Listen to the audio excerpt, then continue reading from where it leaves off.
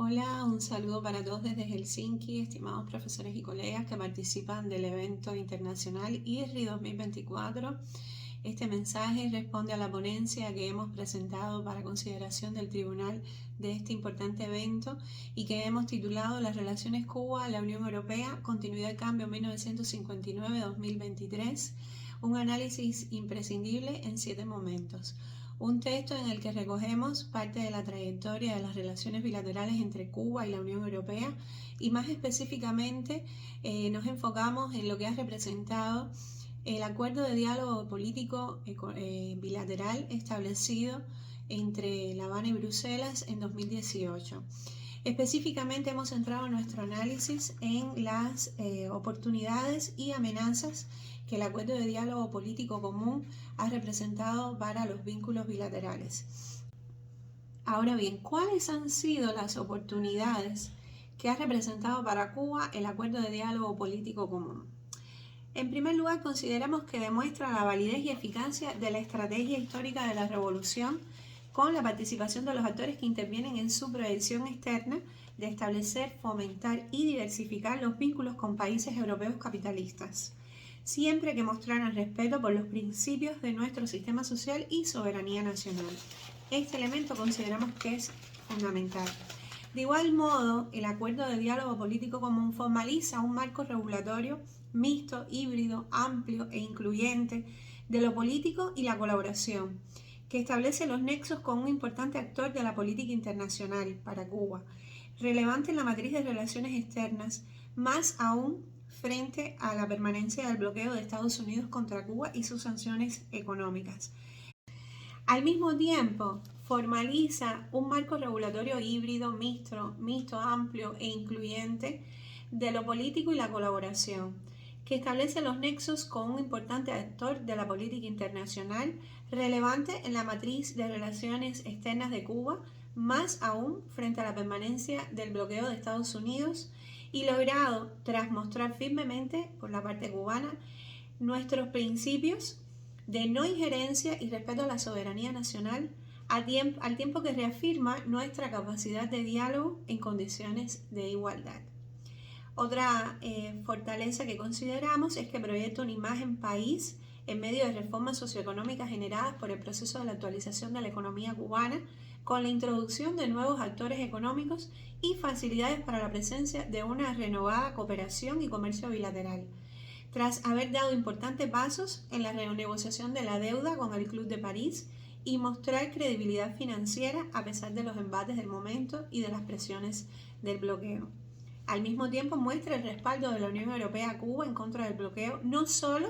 en la tradicional votación en las Naciones Unidas y en las discusiones en la OMC, como sucedió tras la aplicación de la Helms-Burton por el acecho a las compañías europeas desde Washington, sino también por los planteamientos de líderes de la Unión Europea que expresan la necesidad de excluir a Cuba de la lista de estados patrocinadores del terrorismo. Y al mismo tiempo refleja la prioridad que el bloque comunitario concede a sus vínculos con Cuba. Al mismo tiempo refleja la prioridad que este bloque concede a su relación con Cuba y le concede en su papel como actor regional e interlocutor clave de numerosos espacios de concertación de América Latina y el Caribe, como son la Asociación de Estados del Caribe, la Alianza Bolivariana para los Pueblos de Nuestra América, ALBA, y la Comunidad de Estados Latinoamericanos y Caribeños, CELAC, este último de particular relevancia para la Unión Europea por aglutinar a los 33 Estados miembros de nuestra área geográfica que se consideran la CELAC, que ubica la CELAC como el interlocutor por excelencia del diálogo bilateral interregiones, lo que otorga a su vez un rol protagónico a la Unión Europea como un actor internacional, es decir, es una relación de ida y vuelta. Al mismo tiempo prueba con sus resultados Cuba la eficacia del mecanismo de diálogo durante la presidencia del general de ejército Raúl Castro y su continuidad tras la elección de un nuevo presidente en Cuba, el presidente Miguel Díaz-Canel, quien ya no integra la generación histórica de la revolución, sin embargo, desde los inicios refrenda la continuidad de la política exterior de Cuba durante su mandato.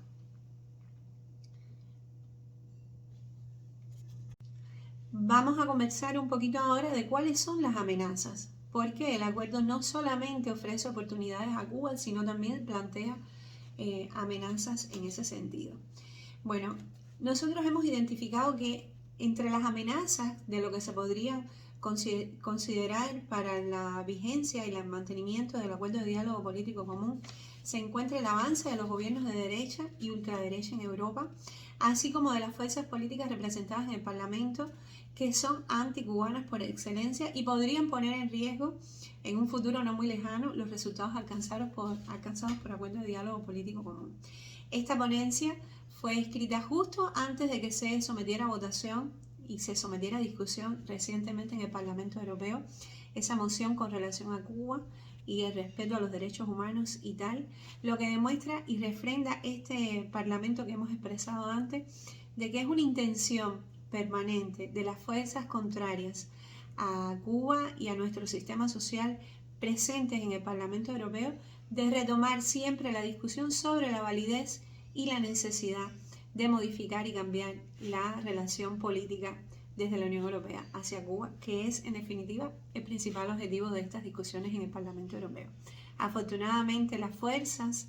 que respaldan y conocen nuestro proyecto social han hecho siempre de estos debates un espacio en el que no solo se discuten elementos que podrían distorsionar la imagen de Cuba, sino se resaltan además los resultados y la vigencia, el valor de los resultados del sistema político social cubano.